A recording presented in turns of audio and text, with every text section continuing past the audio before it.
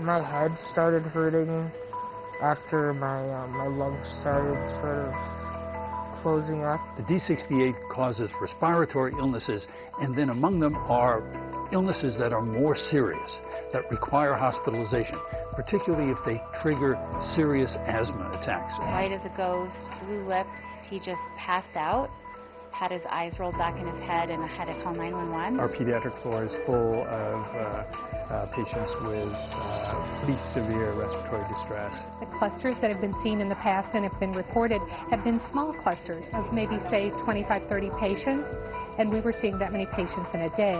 To go from a cold to, being probably minutes away from death, that's kind of scary.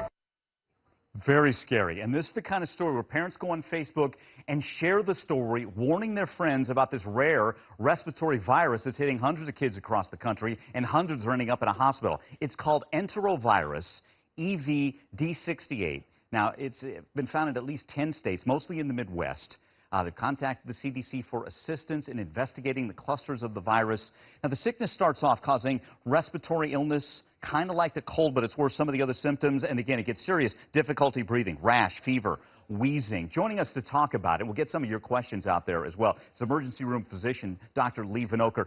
It seems, from what I'm reading, doctor, that children and more kids than ever have asthma, that if you've got asthma and you get this virus, that's when you could be in some trouble. Is that right? Yes, so these are the kids that are most affected and most seriously affected. As a matter of fact, they already have respiratory problems. Regular common colds can be a problem for them, but this particular virus seems to be causing severe respiratory symptoms to the point where they end up on respirators in ICUs. Got it. So if your child has asthma, how do you protect your child? You got to go that extra step here, it would seem. Or is there anything you can do? Well, that's the problem. I mean, there's no vaccine for this virus. The enteroviruses on hold are the common cold viruses. This is this new, it's not a new strain, but this is a strain that's causing problems now. So it's just good preventive things. Wash your hands a lot, just like flu season. Don't share utensils if someone's sick. Don't touch your face with unwashed hands. Try and disinfect surfaces. Stay home if you're sick. But if your child seems like they're in respiratory difficulty, they're looking pale, their lips look blue, just call 911 right away and get a couple. There's some Facebook questions I want to get there. Karen says this: the report said if you think your child is sick, seek help. But if it's a virus, the doctor won't give anything. So what kind of help do you ask for then? Yeah, it is a tricky thing. You're right, in a virus. And a lot of the cases have been pretty mild.